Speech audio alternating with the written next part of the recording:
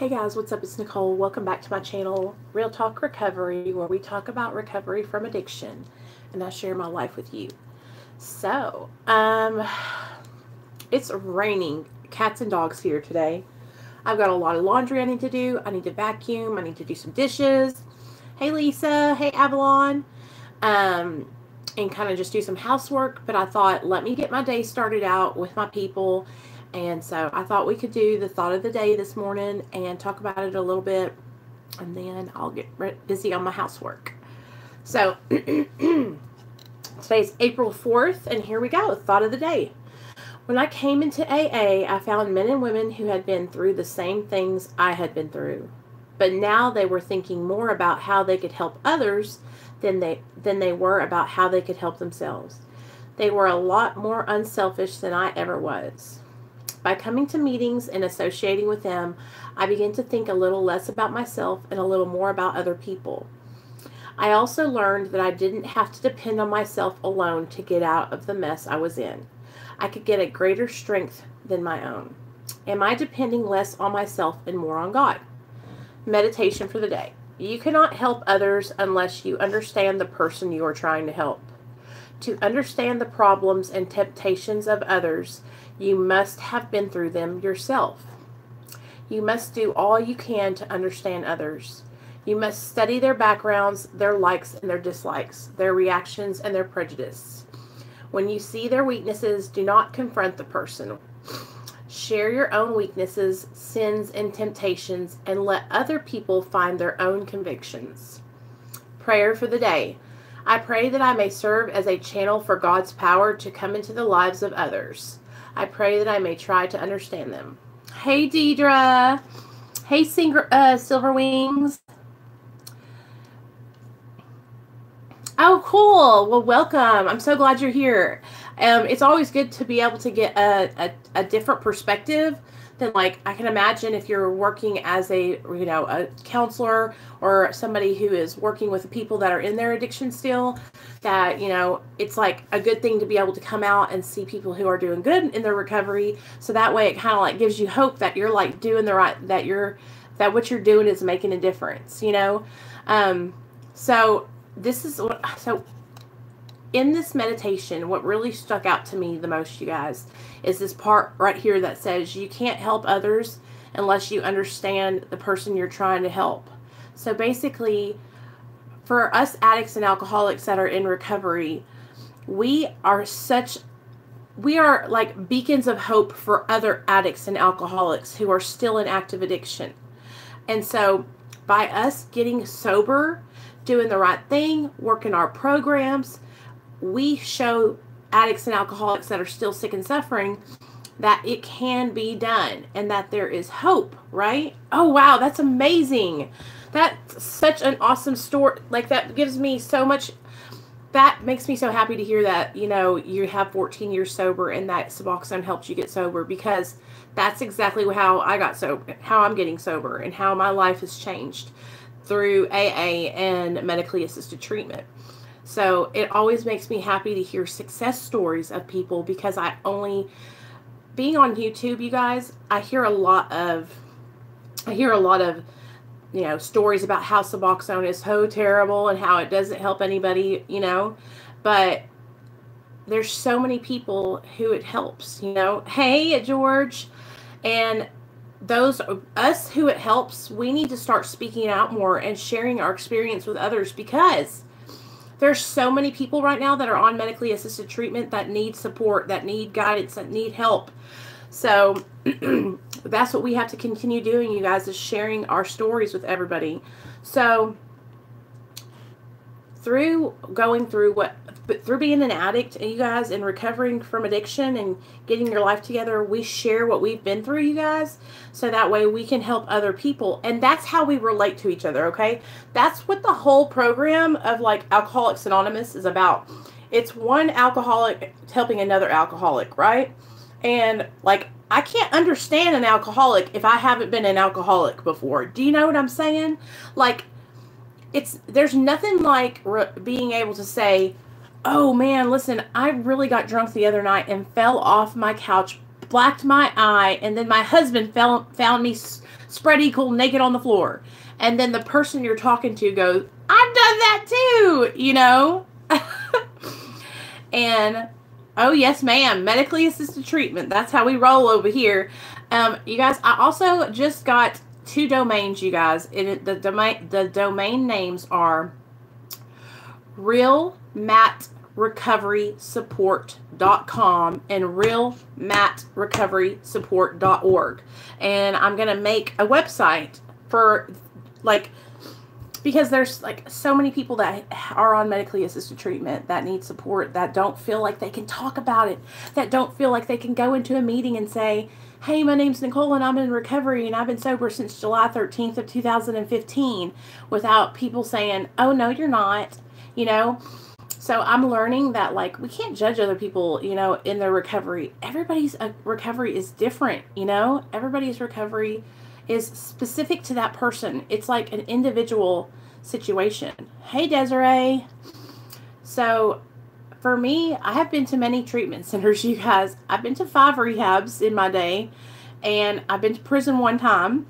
And in those treatment centers, I have had counselors who were addicts, and then I've had counselors that were not addicts, right? And I can tell you from experience, and not saying that the other counselors didn't help me, because everybody has helped me on my journey in some way. Like, everyone that I reached out to and that I was honest with, hey, Byron, and that is the key to this whole thing, is like the honesty. I had to start getting honest with the people who were offering to help me, you guys, because I could go into a treatment center and la.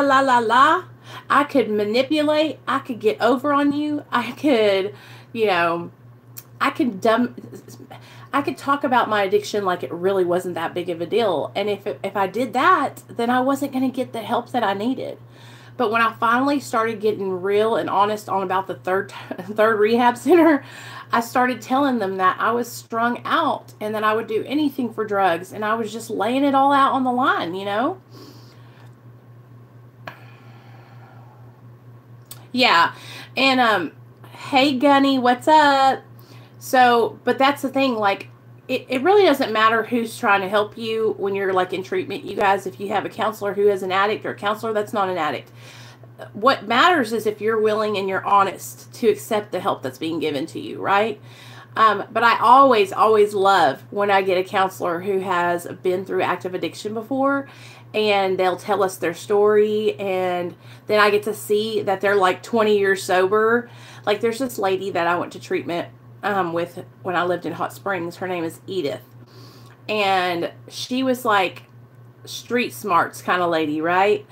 And she was the head counselor at the treatment center that I went to, for the first treatment center I ever went to. And she told us her story about how she used to be on the streets smoking crack and doing what she had to do to get crack.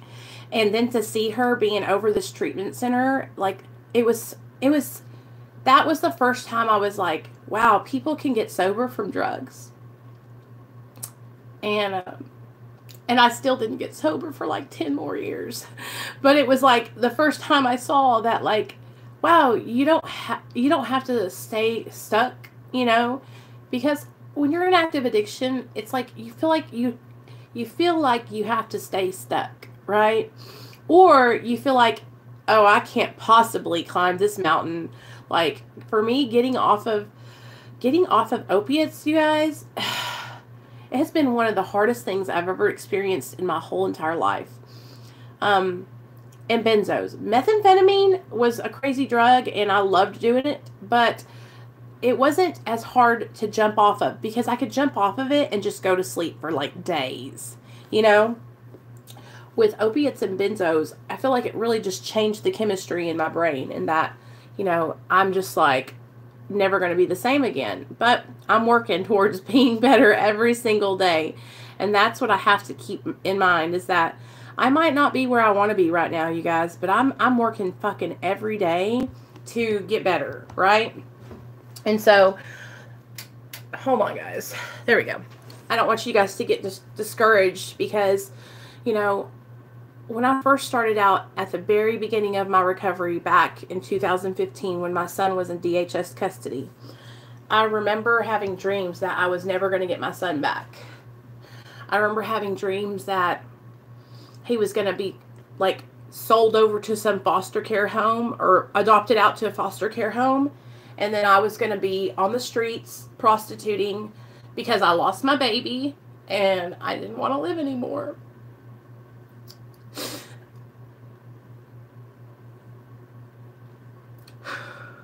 And I would have this dream over and over again while I was in treatment. And I remember waking up and just being like, I cannot let that happen.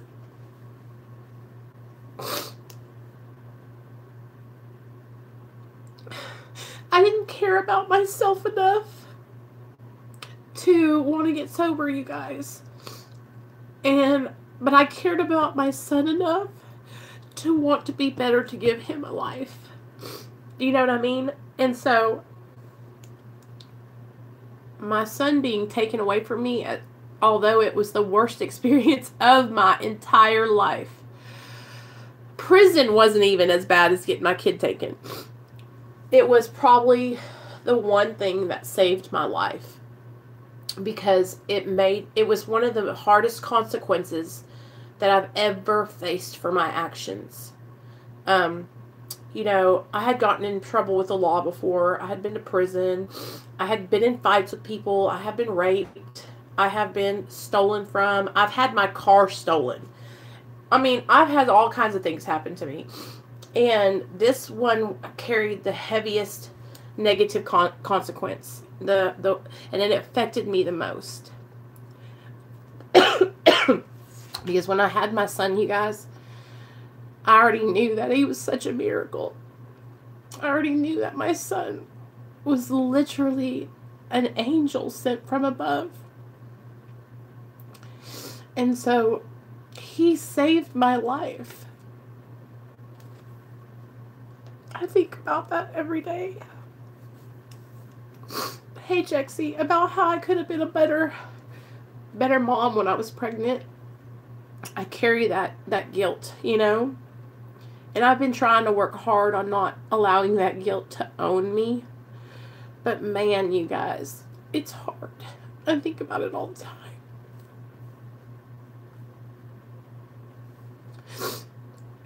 My son is just so amazing, and I'm so grateful for him. But you see how we're like talking about this right now? And I know there's some of you girls that have been through what I've been through, and you found my channel because you've had your kids taken, and you can relate to that, you know? And I know some of you are going through it right now, and it might seem like you're never going to get out of the system, right? That's what I thought. I was like, the state is trying to fuck me. I'm never going to get out of the system, you know? But man, I'm telling you what, you guys, when they started really getting down on me and I got out of treatment, I put my big girl panties on, I pulled my boots up, and I fucking knocked treatment's ass. And then I got out and I started going to meetings. I started hanging out with girls that were sober. I got a job. I started paying off my fines. I got my license back. I got me a brand new car. I mean, like, I was not playing around. And that's the thing. Like, when you back me up against a wall, I will freaking come out throwing bows, okay? And so I was just like, pop, pop, pop, you know? And I got my baby back in like 6.5, 7 months. And so, yeah, and it was like, that's when I knew. I was like, if I can do this, if I can go through the state's bullshit, then I can do anything. If I can get my son back out of DHS's sticky hands, I can do anything, you guys. Like, seriously. And the reason I talk, like, the reason I would never, like, it, the only way that I would ever call the Child Protective Services on anybody, you guys, if they were beating their children. Because it is such a, the system is so flawed. And I had such a bad experience with it. That's like the last thing I would do. I would recommend everything around that, you know, because it was just, it was a bad situation. But that's for another video. I could tell you guys stories about the state and how they forgot to like, oh my God. I used to have to call them and remind them to come and drug test me because they were supposed to drug test me every week. So it was just like it was like a joke. But you know, having them dangle my son over my face like a fucking carrot to a rabbit was good enough to get me to get my head out of my ass. So I guess it worked for something, right? You know, and I'm grateful for that. Like, I'm grateful for that. And I'm grateful that I got to meet my caseworker, because me and her are still friends to this day. And so, you know, I met a lot of good people out of the situation. So I can't, you know, I'm not going to talk total shit about it. But it was a scary situation, and I just don't wish it upon anyone. Now that my son's in school, like, I struggle with authority and like going in and seeing his teachers. It's like giving me PTSD, y'all, because like I go in there and I don't know what it is. I automatically think that the teacher is looking to see if my son is being well taken care of. And, you know, like, it's just like I have this fear of having him taken from me again. I had other relatives that would have taken the baby, then leave babies in homes to where they ended up dying. Oh, listen, Lisa. And so that's kind of what happened is my son could have went with his grandparents, my husband's parents. And they wouldn't let him go with them, because they said they were too old. They were 65 and 70 years old. And my Gigi, she still goes bowling. She's on a bowling league, and she works out every day. She's in better shape than I am. And I was like, they don't want my son to go to somebody. They want him to go to a home, because then they get that money. Do y'all feel me? Anyway, I'll make a conspiracy theory video about DHS next time, okay? Because we're trying to get motivated this morning. You guys help me stay focused. So, having another addict or an alcoholic to talk to, you guys, it's okay, girl. You guys know how I am. I always go off on tangents. Having another addict or an alcoholic to talk to who's in recovery, who understands where you have gone through, and understands what the struggle is, it's crucial, I think, to have that kind of connection with somebody who is in recovery, because it literally helps me so much. I have so many people I talk to every single day that are in recovery. Even people that I help that have less time than me, they help me. And I had a girl call me yesterday, one of my girls that's on my Patreon, and we were talking, and she was like, I don't want to seem like I'm too needy, or that I don't want to overwhelm you. And that's what I told her. I said, that's what your pride and ego wants you to think. That's what your addiction wants. Your addiction wants you to say, oh, I don't need to call. I don't want to bother her with my problems, right? Because your addiction wants you to sit on them problems and think about them and worry about them and all this, right? And then when you start getting to that emotional barometer where you're getting stressed out, you're getting angry, you're getting hurt, you're feeling overwhelmed, and then boop, you bust. And what happens then? You go out and relapse, right? So by using, your connections to people that are in recovery and calling them, you can let some of those emotions out. It's true, you guys. Like, let me show you something. Oh, no, Nicole's fixing to start teaching a class here. Let's get to it now. Let me get a marker. Okay. So this is a thermometer like you take your temperature with, okay? And this is the top of the thermometer, okay? We want you to be down. We want you to be down here, right? We want your emotions to be down here, stable. You're not high. You're not burning up. You're not fixing to spike a fever, right? This is good area down here. This is happy, joyous, and free down here, okay? Okay, let's say something happens. You have a fight with your old man, right? You and your husband or your girlfriend get into a fight. Oh, thanks, Byron. Okay, so you go up here, okay? It's still manageable, right? It's still manageable. You got this. It's okay. Then you go to work. Somebody at your work is trying to start shit, right? They're like going to the boss, telling the boss that you're stealing, telling the boss that you're, that you're still using when you're not. When you're sober, you're doing the right thing. So it goes up a little more. Now I'm starting to get worried about you. Right here is where you need to be calling somebody. I mean, I would call somebody down here just to say, hey, guess what? I'm doing good today. But I would call. So we should be calling somebody right now, okay? when I lost my job, I got fired from my job in sobriety, right? I was like freaking out. I was like, I just lost my job. Oh my God. I'm going to die. I'm going to relapse. I'm going to get high, you know, because I lost my job. You know, I was like, I'd never lost my job in sobriety. I mean, like, I was used to losing my job in my addiction. I walk in and get fired on the spot because I was so damn high, but not in recovery. So I lost my job because I lost my shit one day at work and fucking jumped on this bitch at work. Trying to strangle her. And I got fired. And rightfully so. So I was already really pumped because I was trying to fight this girl at work. And then I was like, my heart was beating. My emotions were going. And I remember it was like yesterday. I grabbed my phone and I called my girl, Christy, my sponsor. And I was like, girl, I just got fired. And I was crying. How am I going to do anything? How am I going to make it? You know? And so, and that's what she told me. She said, hey, holler at your boy.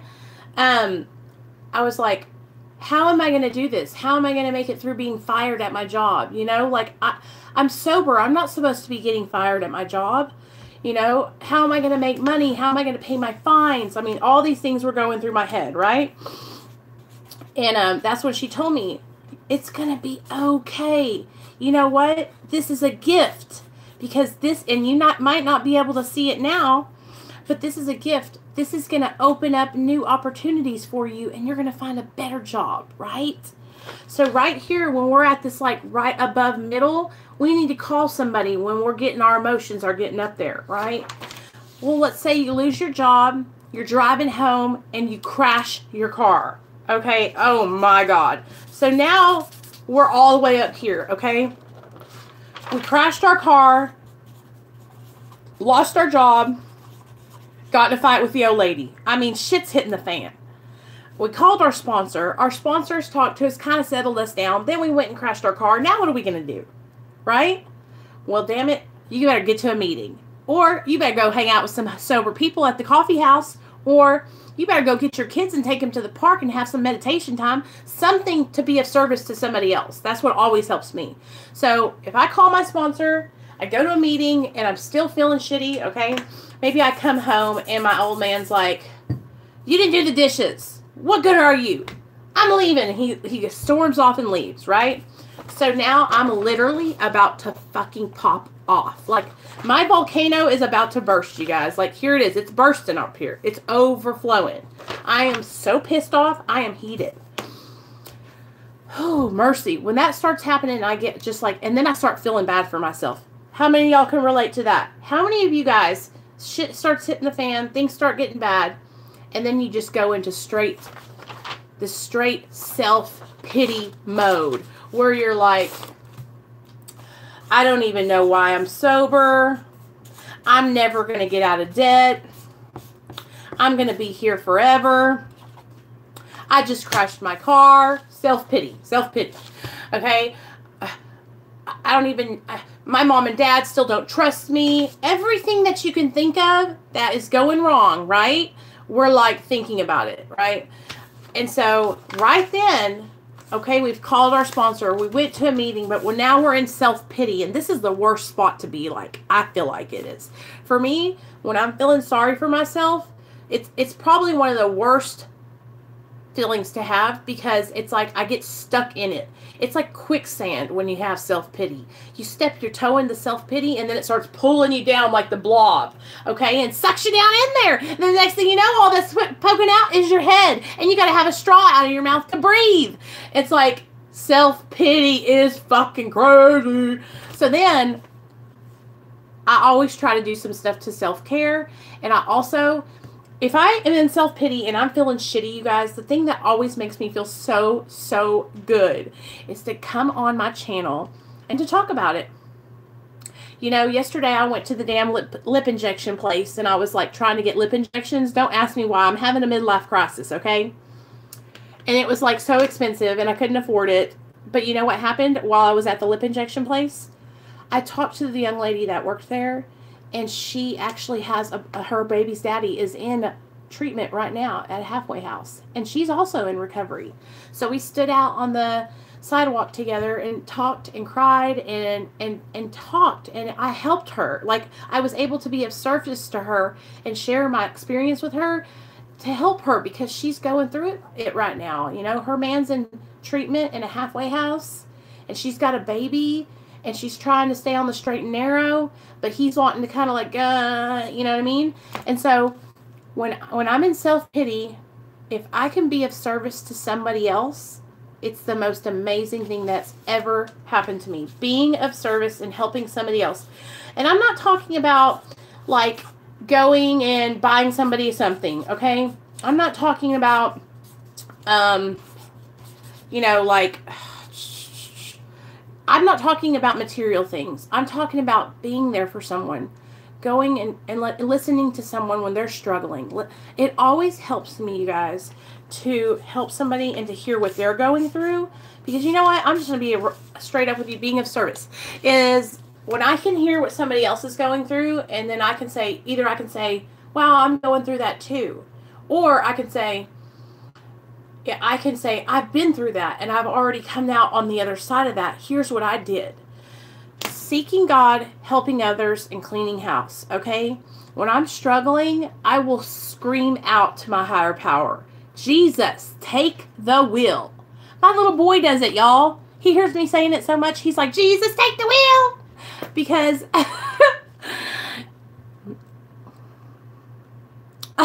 shut up, Cuddy. Yeah, that's right.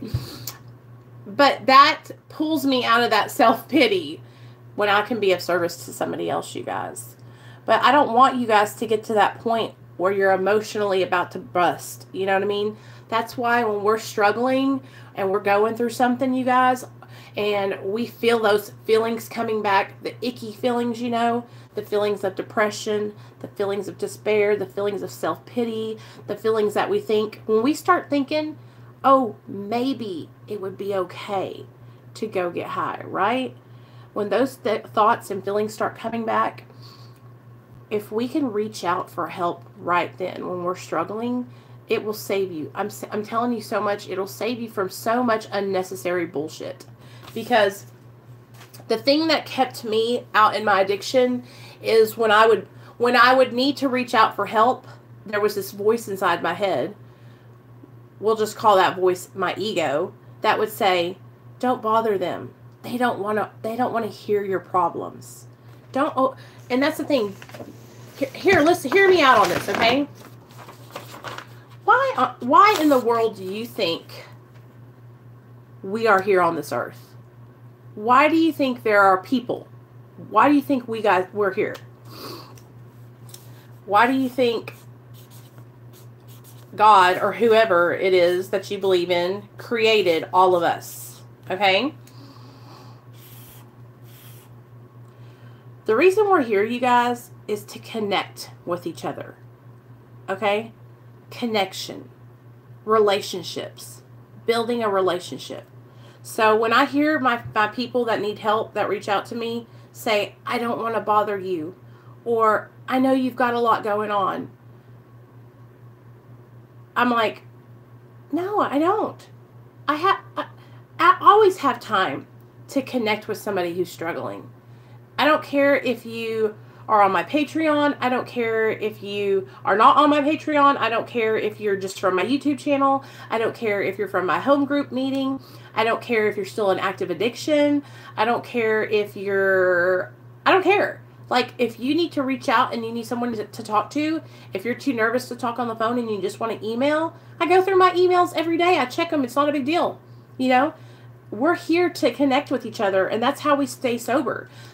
To me, the opposite of addiction is connection. Because when I was in active addiction, I stayed out there isolating. I stayed trying to hide out from the world, right? Oh, Lisa, I knew you hadn't been calling me lately. And see, that's what your mind tells you, you guys. That's addiction. That's your ego. That's your pride. That is you feeling like you're not worthy of someone's time. Okay? Hey, Jesse, you are worthy of fucking 5 minutes on the phone. I mean, come on, you guys. Like, give me a break. Y'all are tripping for real. you got to start thinking more of yourself. Like, this is a we thing. The only way we're going to stay sober is if we help each other. Okay? Like, I can't start, when I start pulling away and I start isolating myself and trying to stay away from other people, right, in the community, it hurts me. I struggle. I flounder. I tread water, right? It's like when I have connections with people that I can talk to and I can, you know, like we can bounce ideas off of each other and help each other with our struggles.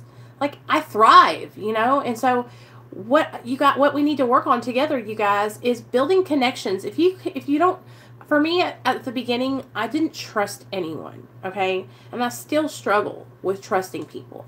Because what happens to me is I'm too trusting at first. And that's what's happened. That's what's been an ongoing kind of struggle for me here on the YouTube channel. Is that at first I would just put my number in the comment section, you guys. Like, literally put my phone number in the comment section.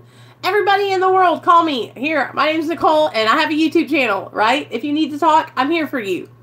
I love, love, love hearing about what other people are going through. And here's the thing. I also know that I can't, if I don't have experience in what you're going through, and you call me and you're like, okay, let me think of something I've never experienced.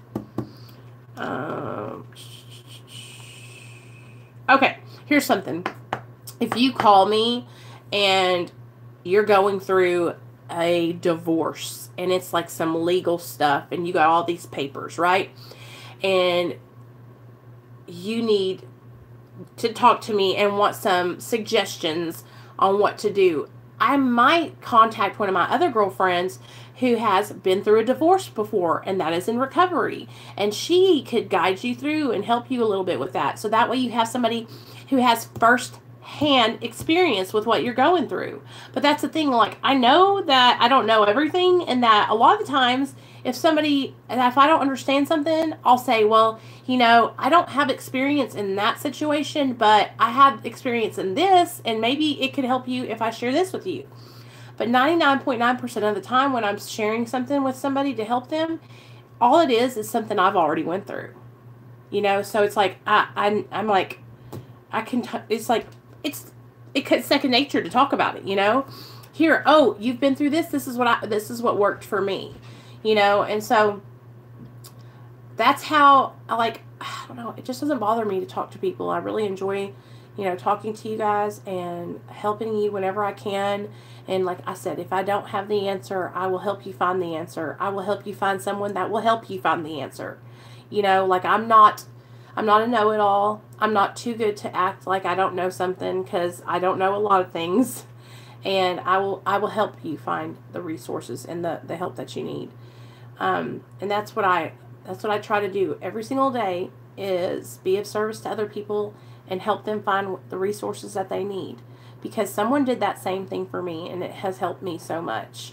And so with the trust situation, a lot of people at first they're afraid to call you, you know, especially if you meet them on the internet. So, you know, some people just email me and we talk through emails, and that's great too, you know.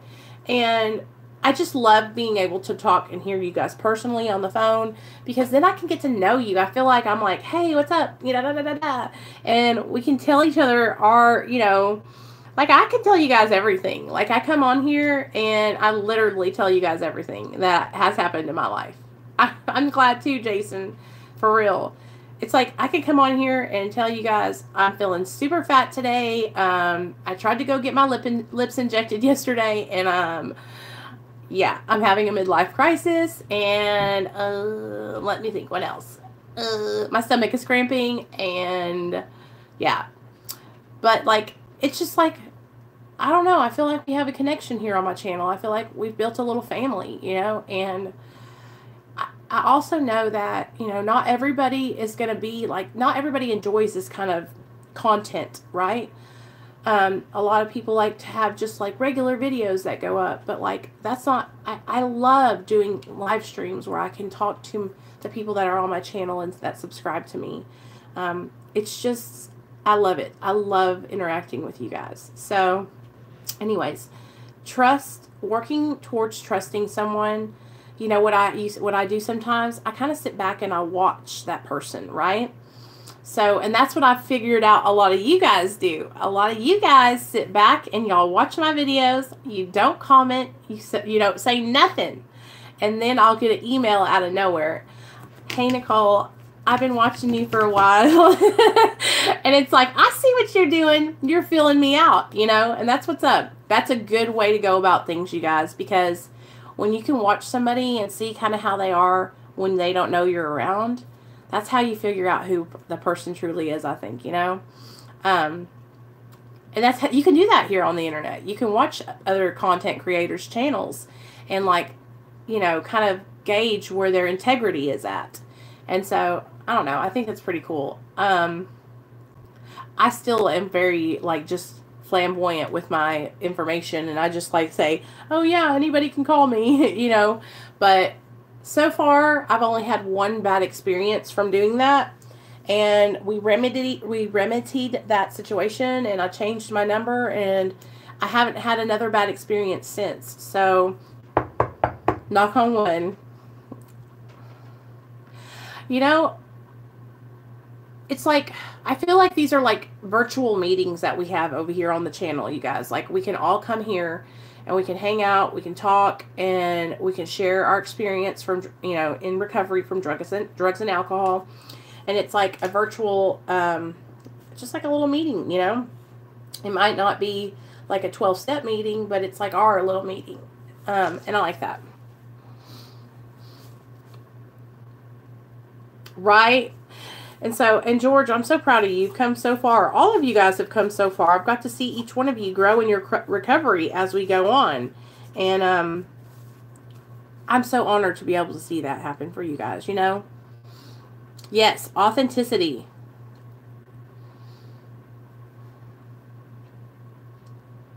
So, we just got to keep on, you know, pushing forward, you guys. And those of us who do make videos, we just got to keep on. It's so easy. I want to talk about one more thing, okay? It's so easy to get caught up in YouTube drama. Hold on.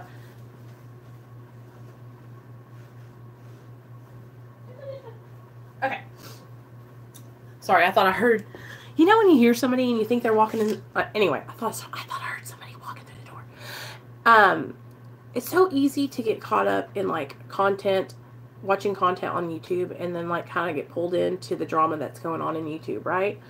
Believe me, oh my God, I'm the first one to, like, want to get on here and, like, start talking about other people's shit, right? It's just, it's so addicting, you guys. It's so, and it's what other people click on, right? And so I think we've all kind of realized from learning from Chris at the Rewired Soul that the algorithm or that people, not the algorithm, that when you put other people's names in your title, people click on it, right? They want to see what you're talking about. They want to see what the tea is, what the gossip is. And so building my channel organically from just putting videos out about me and my recovery has been slow but steady, right? What is it? It's April. I started my channel in 2017, okay?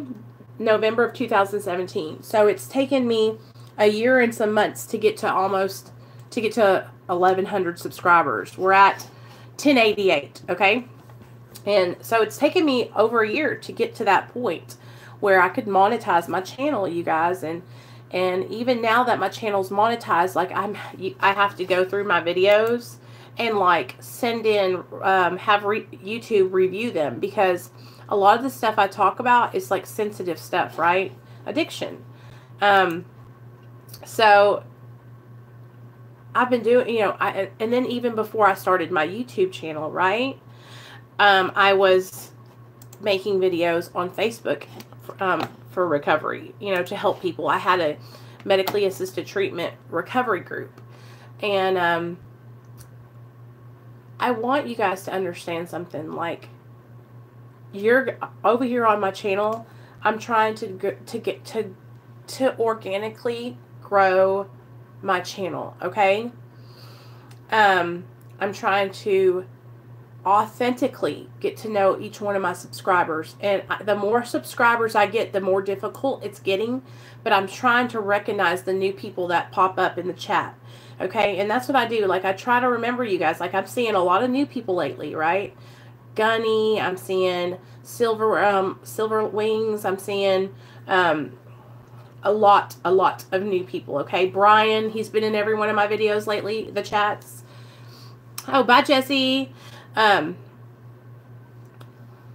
so for me, it's paramount. Okay, it's very important for me to build my channel and my platform from what I do, from what I am, and not about what other people's stuff is. Okay, and listen, I'm not dogging out on anybody.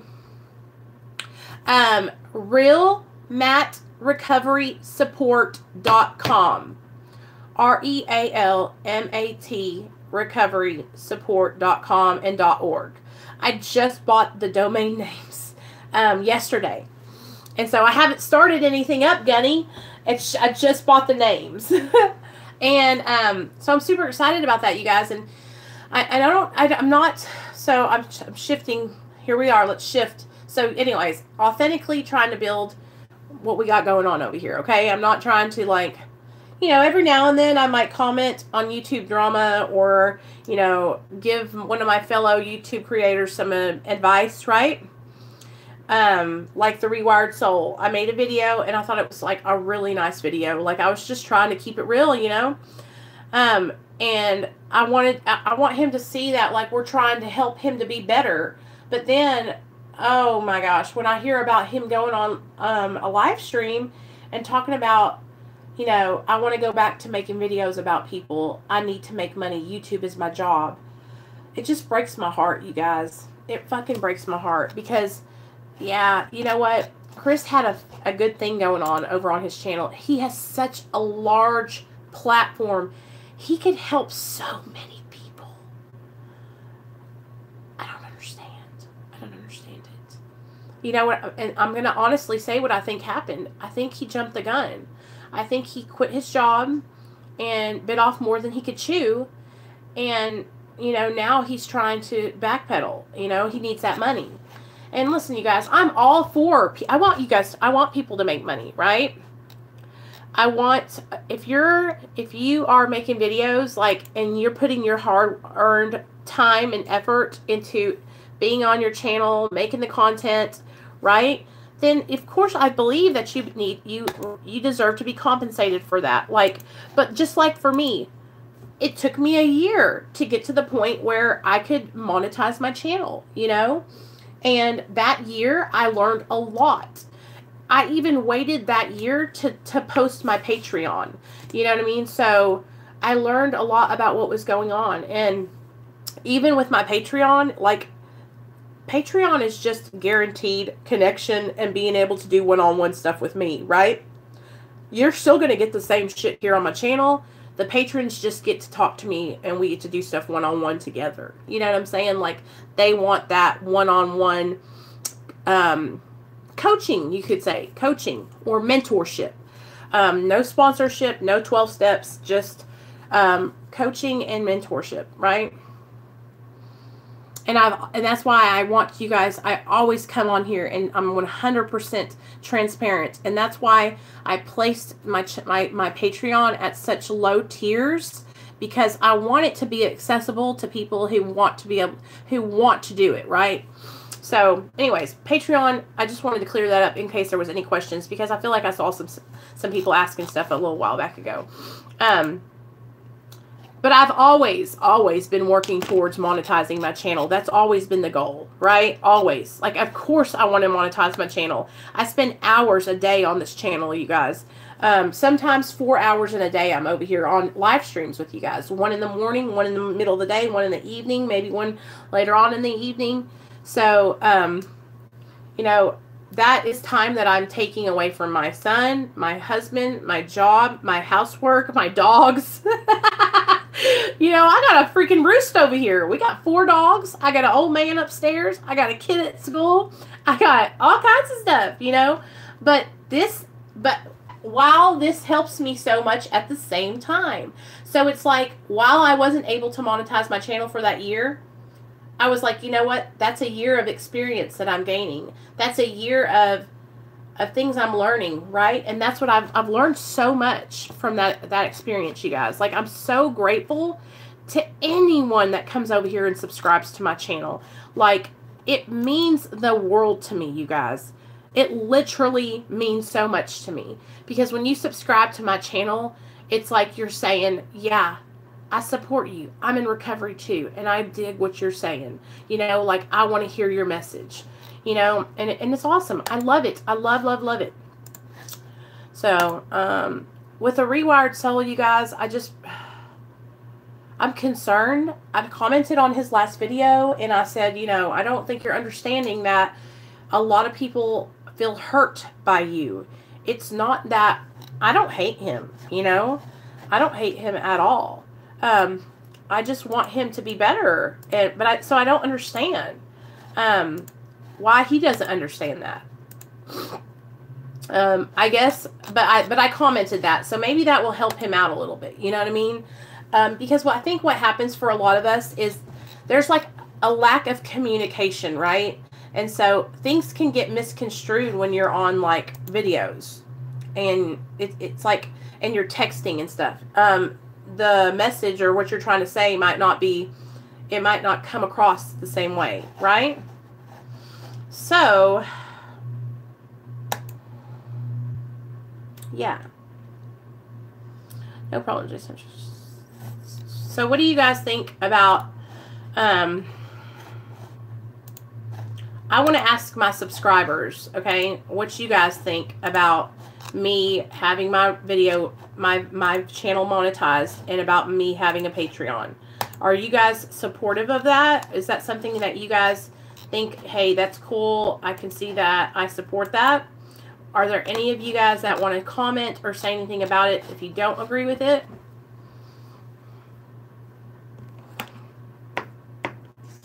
Okay, cool. Jessie said she thinks it's super great. You know, I was watching one of my friends yesterday. His name is, or it was about 2 days ago. I was walking outside on exercising, and I love watching Sunny from the Sunny Sides channel.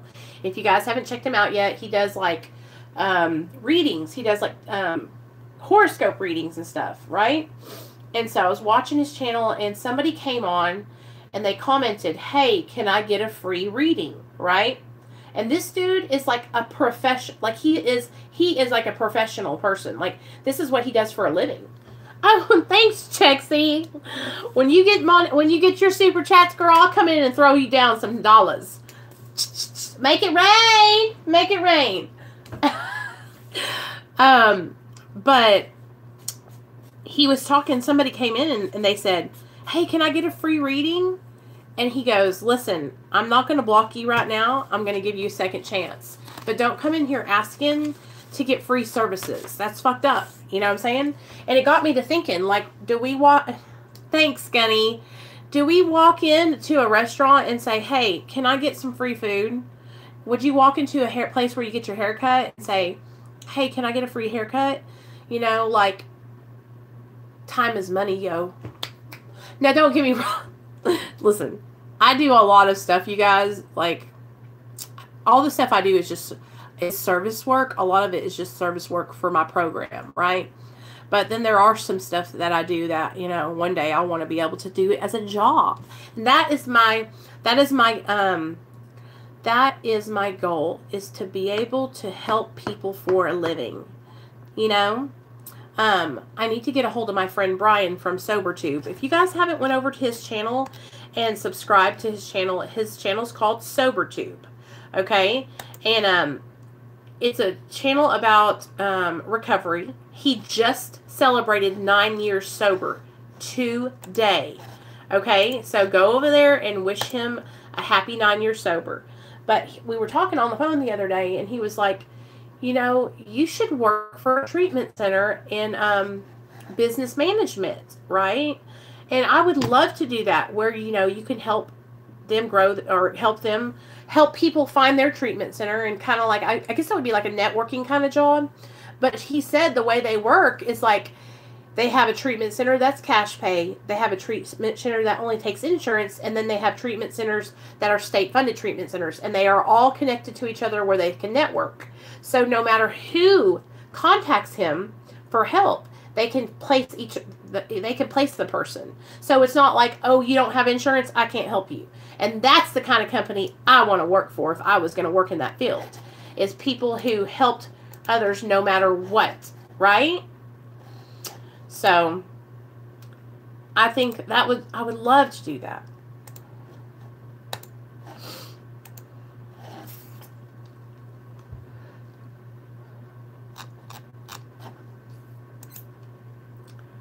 I know, doesn't it? That would be everything that I would want to do, you guys. Like, there's so many opportunities, and this is another thing, you guys.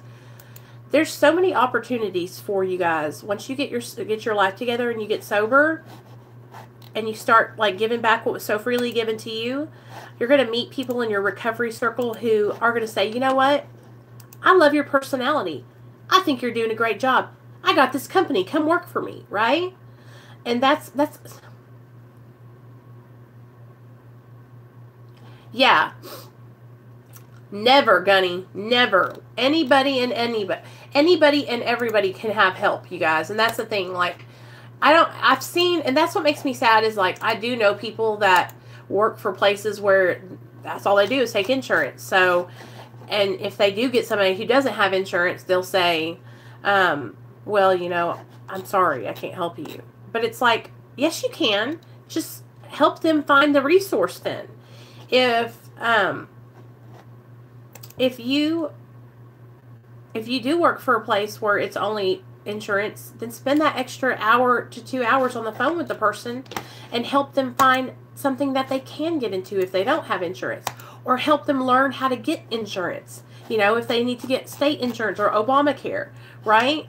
Like, these are things that we do as recovering addicts because we know what it's like to have been down through there. And that's the thing, like, not forgetting where you come from, you guys, is so important. You know, I cannot tell you, when I was getting treatment, I'm going to be straight up with y'all. Oh. When I was getting treatment, the 5 times I got treatment, okay, the first place I went to was Quapaw House, okay? And when I went there, do you know how I got treatment there? I called up there. And I asked for the help. Then the second place I went to was South Arkansas Substance Abuse, right? And I got sent there by probation, okay? Then the next 2 times I went to RCA, right? And both times I called them, right? And begged them for a slot. And I had state insurance. So they had this, like, the state, or I had, what happened was the state has these, like, they can take so many people. And so it was the heat of July. For some reason, when I go into rehab, you guys, it's always in summertime. Like, I've never been to rehab during the winter. So I guess it's because I get strung out the most during the summer. And I went in and they found me a bed and they called me when the bed was open. And then the last place I went to was Oasis. And I called there because when I got in trouble with DHS and they took my son away, they were like, we're going to call Arkansas Cares, right? And so I got all excited because I thought that I was, sorry guys, I thought I was going to be able to go into Arkansas Cares, which is a treatment center for women and their kids, right? So here I am. My son just got removed from my care, and they're like, we're going to get you into a place where you can take your son with you. So I was so excited. Well, Arkansas Cares wouldn't take me because I had insurance. So then I called Oasis, and I got into Oasis, but I couldn't take Nate. And so I look back on it now, and I think, you know, God did for me what I needed to have done. Like, I needed to be somewhere where I could solely focus on me and my recovery. And so it ended up working out for the best. But a lot of the places, like, when you need help, you guys, sometimes the best thing to do is to get on the phone, get the phone book and look up treatment in your area and just start calling the treatment centers and asking them for help. And that's always worked for me. I've always gotten in like that.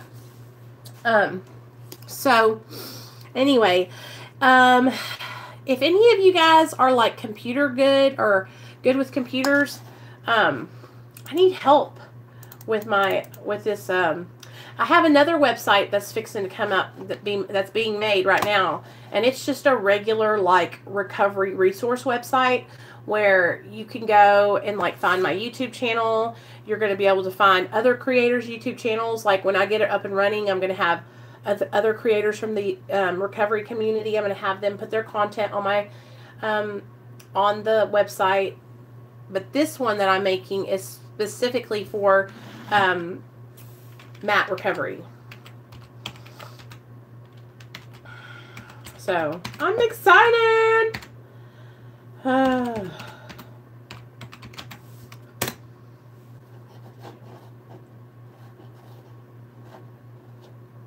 Yeah, look. Oh my gosh. When you put in, let's see.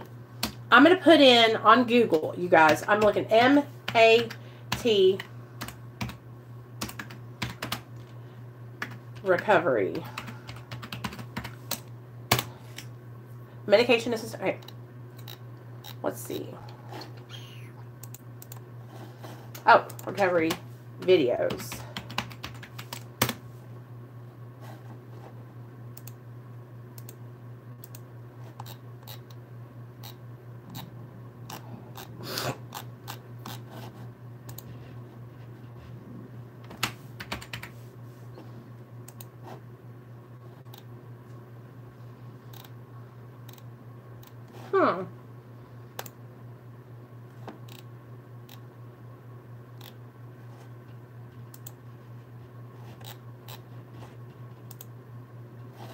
Anyway, I was seeing if my channel would pop up for mat recovery, you know.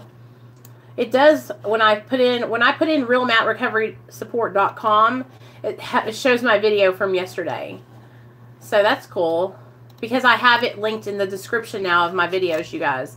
Because as soon as I get on here and I start making the damn website, I'm going to start blogging on there and putting resources that I know of, and I guess I'm going to have to start reaching out to treatment centers or somebody that, or my doctor's office, and see if they can help me, if I can like list them on there, you know. I want there to be places where if you're on medically assisted treatment or you're looking for help with medically assisted treatment, you can find it easy there. And I also want it to be a place where you can find a community of people and you can find like groups to hang out with, and like I want there to be like a little chat area where we can like, I don't know. I'm very computer dumb. And so, as you can tell, I don't edit my videos because I don't know how. So, I need help. I need help. Let's see. Okay, yeah. I put it in the description, realmatrecoverysupport.com. It says not finished yet. I put it, okay. So, anyway, I really enjoyed spending some time with you guys this morning. I love starting my day out with you guys. As you can see, my hair is like nice and shiny and clean. I just need to go wash my body and get my body all clean, and then I'll feel more fresh. You know what I'm saying? Tomorrow night, we're having a mat support group if you guys are wanting to come. Tomorrow night at 8 p.m. What we're going to do on there tomorrow is we're going to find other support groups that do mat, okay? Typed in real mat recovery support videos, and this video you're doing right now popped up. Yay! So good. Okay, good. So that's awesome. That makes me happy to hear that. So what we're going to do tomorrow is I am going to start helping you guys. We're going to find other places who do mat recovery and support, okay? Also, what we're going to do is do you guys remember the video I made like a week or so ago about the process of getting on medically assisted treatment and how it was for me? Now, so we talked about that. So tomorrow what we'll do is we'll talk about, I think what I want to talk about tomorrow is the stigma attached to medically assisted treatment And I want to talk about how I've been working really hard to like just kick the shit out of that stigma and show people that, you know, Matt saves lives, and that Matt plus therapy plus support equals recovery. You know, like, it's really, really important for us, you guys, to connect with one another and to get a support system and to do some kind of like addiction counseling or therapy.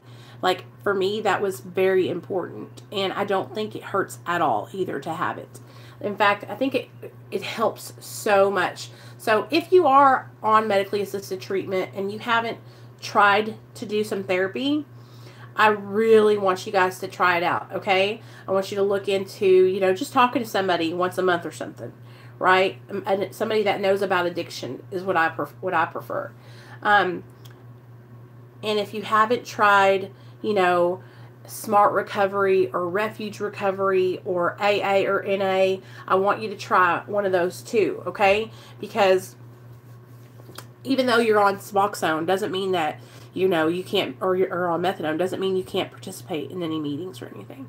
But what I want to do is I want to build a group, a meeting, a support, a program, where it can be our mat support, you know, and we can talk about stuff that I just think it would be awesome, you guys. So I have a guy that I'm talking to named Terrence, who is doing that in Ohio already. But like I said, it's specific to Ohio. He's helping people there. So, you know, I want to do it to where I can help people all around, like here, you know, like on my channel. So if people, because 90% of the people that find my channel find it through Suboxone videos, right? And so I want people to be able to find that connection with me and with others who are on medically assisted treatment, who are doing it the right way. And here's the thing. Good deal, Gunny. I'm so glad I don't know you because you're new and everything, but I'm just loving seeing you every day in the chats. Like, that's how I get to know you guys. So thank you so much for being here. I want there to be like a place where we can all come and not be judged, right? And we can sit here and we can talk about so for instance, when I first started out on my medicine, I would struggle with taking it as prescribed, okay? I mean, it was just like my addiction. My addiction would tell me I needed more, right? And so I felt so embarrassed to tell anybody, though, because I couldn't talk to anybody else about it because nobody understood what I was going through, right? So what I want to do here on my channel is I want you guys, if you're struggling with your medicine or, you know, I want you to be able to come here and share what you're going through. And I'm not a doctor. I am not a therapist. This is just me sharing my experience and giving you an opportunity to share your experience, you know? And when I share, it helps so much. And I think you guys will see that it helps you too. So, okay, I've talked long enough. I'm going to get off here, and I'll see you guys tomorrow night at 8 p.m. Central Standard Time for our medically assisted treatment